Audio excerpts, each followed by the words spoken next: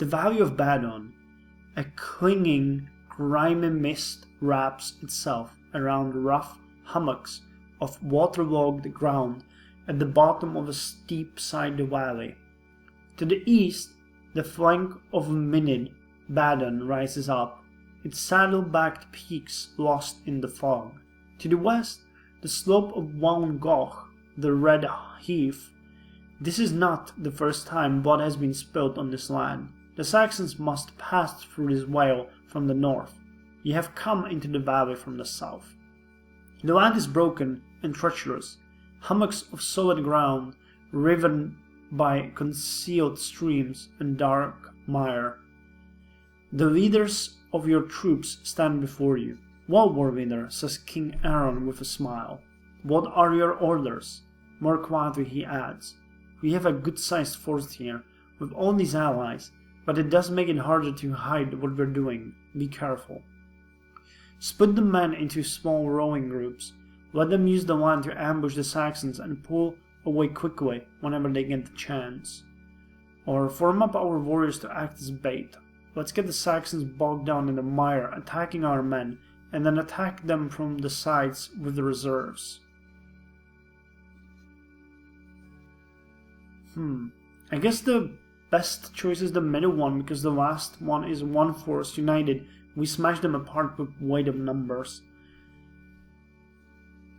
Let's form up half of our warriors to act as bait.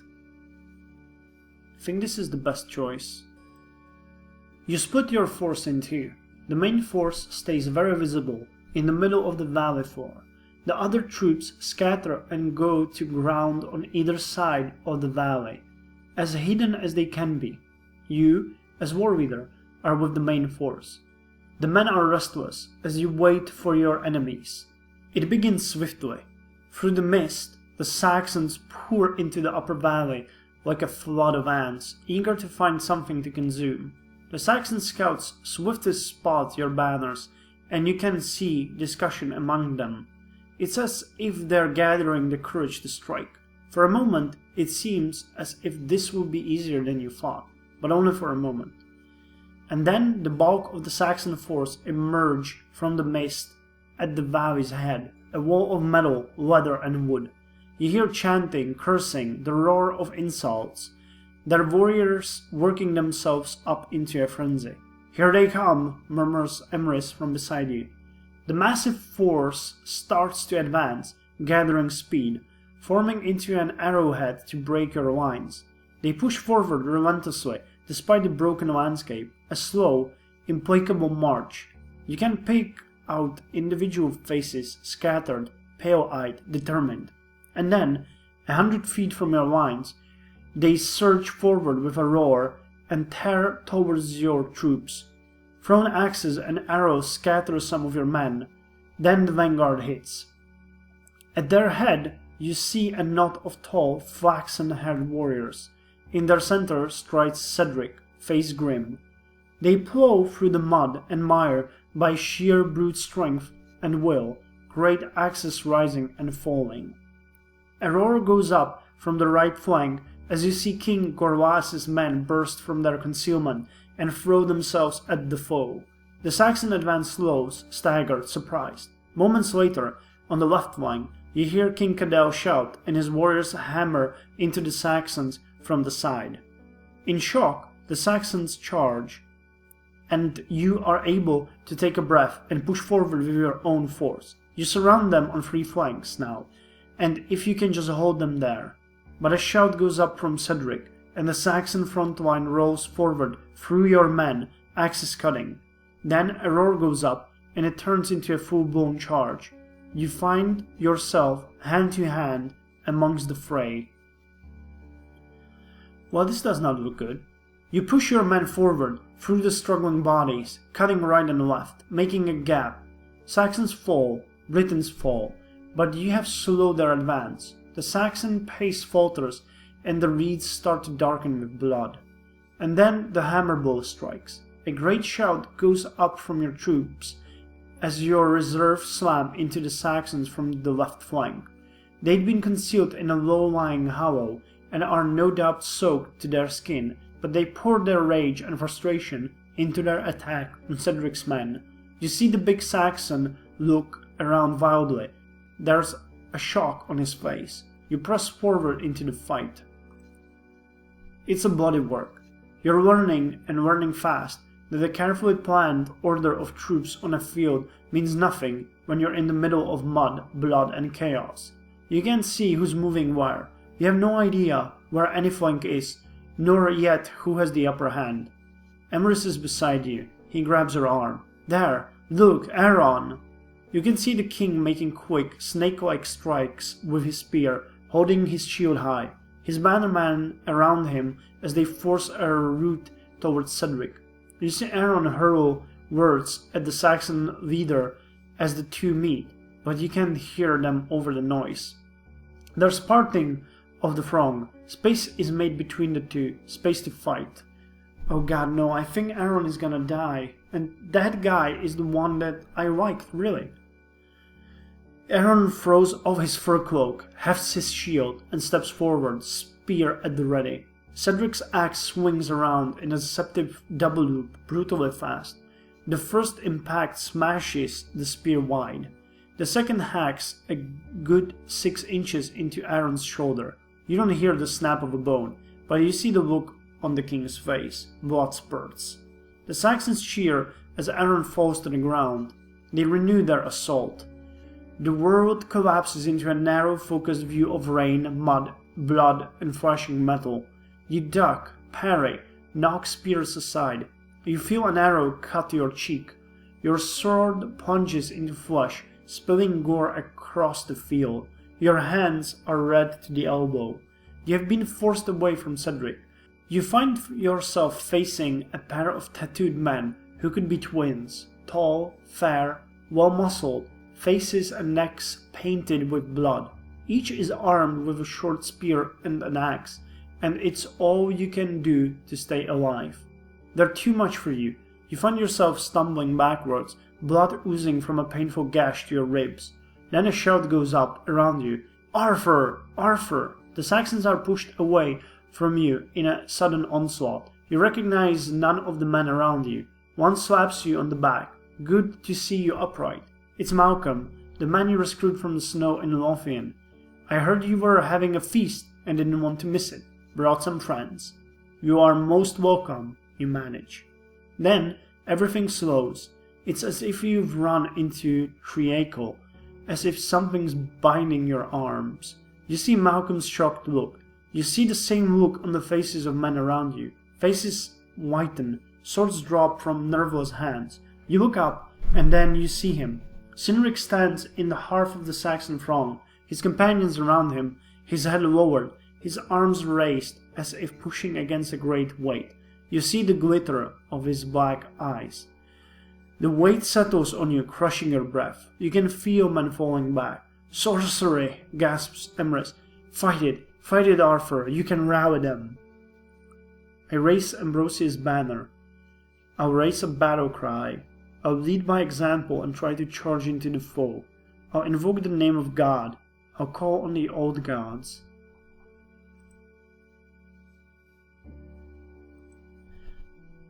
I think the banner is the way to go, or calling on the old gods. They help the people who are in need. But we have the banner.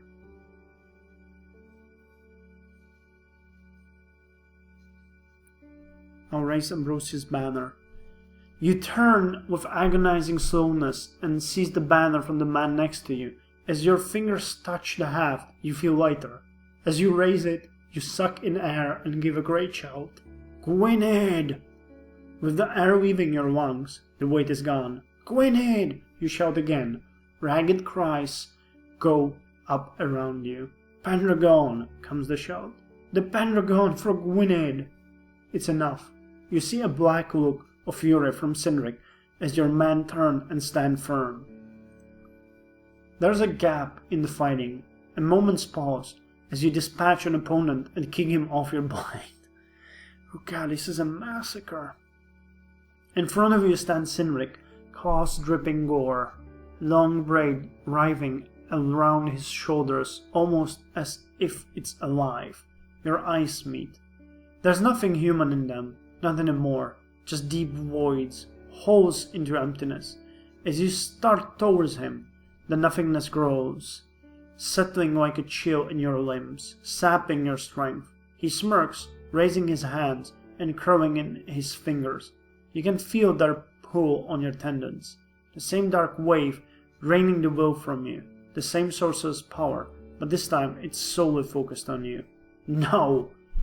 A thrown spear knocks one of Cynric's companions from his feet, and then Gawain is there, hammering his sword down towards Cynric. The compulsion on you snaps as Cynric throws himself backwards out of the way. "Now, Arthur!" shouts Emrys from somewhere behind you, and you run to help Gawain, your limbs free of the weight. 2 men stand in your way. Gawain takes one with the elbow to the throat. You cut the other down with a slash across his thigh and then a sword to his neck as he falls. Cynric throws himself bodily at Gawain like a dog leaping at a bear's throat. Gawain tears at him with heavy hands, trying to rip him free. You stab out at Cynric, catching him across his back, but he doesn't seem to notice, so lost is he in rage. You hear a gasp from Gawain as claws sink between his ribs. The 2 roll back and forward like animals in a pit. You narrowly avoid being skewered by a spear wielded by a Saxon woman. Then, as you fight her off, she suddenly drops with a gasp. Kai staggers forward from behind her, blood staining his tunic, a knife in his hand. "Hello, brother," he says, eyes amazed. "I think someone hit me." Then, "Look out!" You move. Cynric's claws catch you high on the shoulder, shredding your mail, scoring deep into your flesh. You roll and turn. As you come up, you bury your sword in Cynric's gut. He stifles, bestial face contorting. You tug the sword sideways and rip it out. Gore spills. He staggers back, shaking his head.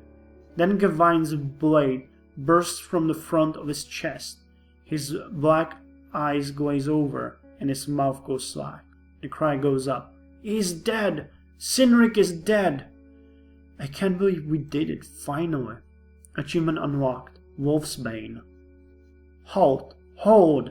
It's a shout that echoes across the field and is taken up by Saxon voices. You see some Saxons split and throw down weapons. And then there's Cedric, graying hair loose around his shoulders, striding across the field, face stone.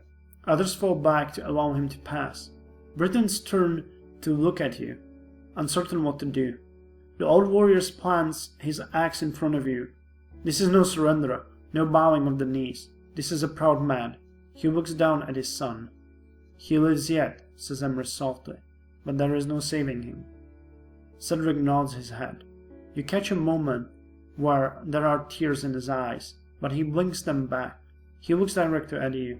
"Grant me leave to take my son from the field. My people will come with me. The fight is over." "Granted. Take your son and take our men, and go in peace. You may leave with your son, but only after you have sworn an oath of fealty to Gwynedd. Or he was only one man. Many have died. Many more will do. The fight is not over." I heard the Britons said. "Granted. Take your son, take your men, and go in peace." Cedric inclines his head. "You have my thanks. We will not trouble your borders. I swear it." With that, as his men gather around him, he kneels and picks up the stricken Cedric as if he were a child. He turns and walks away through the churned earth and the broken bodies. In silence, many Saxons follow. Others turn to attend to their fallen companions. Kai lets hiss through his teeth. "I'm not sure what just happened there, brother, but, well, I think we won?" Achievement unlocked. Warlord. Emrys sets to trying to deal with the wounded. You, Gawain, and Kai find yourself fetching and carrying, helping to lift men from where they lie, if they are in a state for it, helping to dispatch others where there is only mercy left to give them. When your back is aching and your wounds make your every movement a hardship, Bedwyr comes to you. Vivienne is here, he says. She has come from the Isle. That was fast, says Kai. She was already here, says Gawain. I thought I heard Morgan on the field. And then here is Vivienne, black cloaked and inscrutable as ever. Beside her are two shorter figures, similarly shrouded in darkness. One pulls back her hood. It is indeed Morgan, face as stern as her mother's. There's a spattering of blood across her cheek.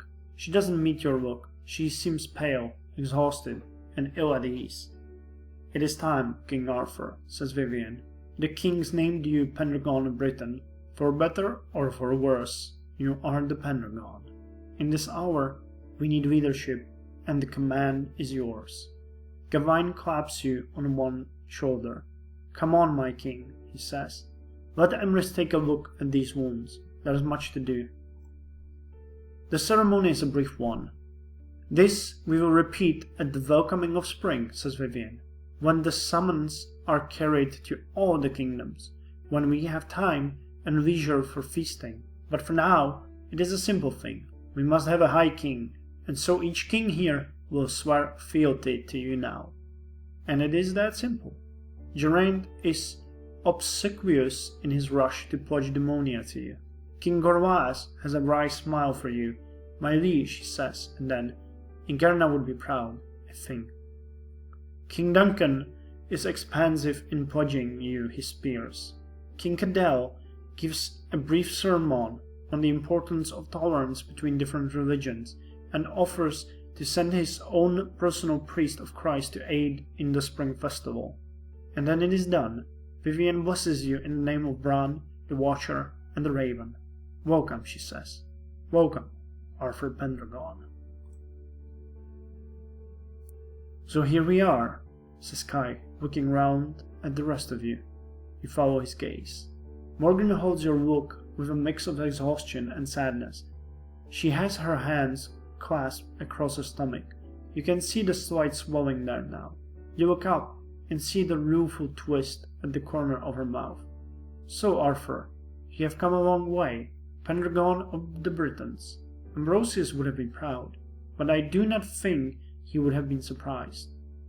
She inclines her head to you, and then turns and walks back towards her mother. Wait, says Kai, but she doesn't. Let her go, says Emrys. The Isle has her now. He smiles. It's a little wistful. I had thought to travel, a little. There's someone I should visit, but I think you'll have need of me here, Arthur.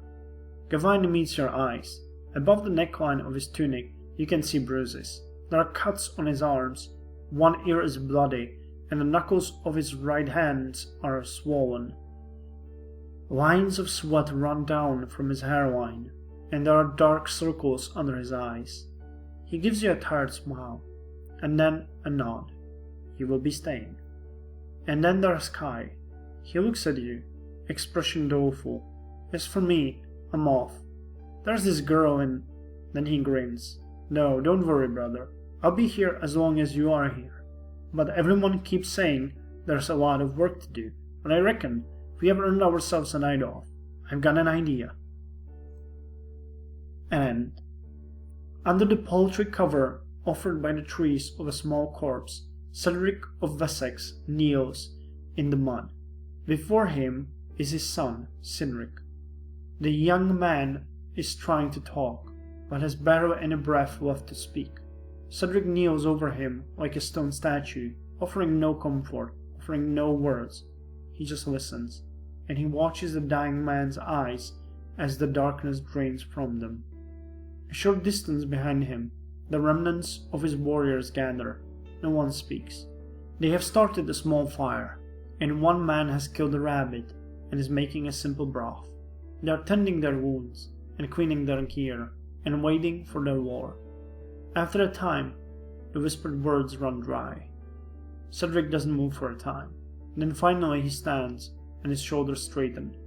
My lord, says one of the men, will you eat? Cedric turns. I will, he says, and his eyes gleam jet black in the firelight. A beginning. Later in the year, as the summer storms bluster around the sanctuary on the isle, there is a break in the sounds of pain, a release, a moment of peace, a sigh of pent-up breath, and a cry goes up from a new voice as the child of Arthur and Morgan greets the world. The end. You have come to the end of the story. Perhaps, in another telling, the story might have taken a different turn. So that's it. Let's go with ranking it 10. Please post a review of this game on Steam, it really helps. I'm going to because I greatly enjoyed it. I'm kinda surprised how it came. I wonder if there was something major that we could have changed. Maybe we could have made Bedweir the Pendragon. On the other hand, I don't think, because he lost his arm.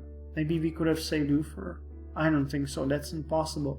I'll have to think about this a lot. But I hope you guys enjoyed it, at least a bit.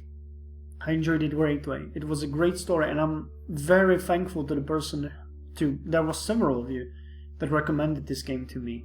I enjoyed it, and I would like to thank you for watching. And let's see in the future which Choice of Games title we are going to do next, because they are all so good.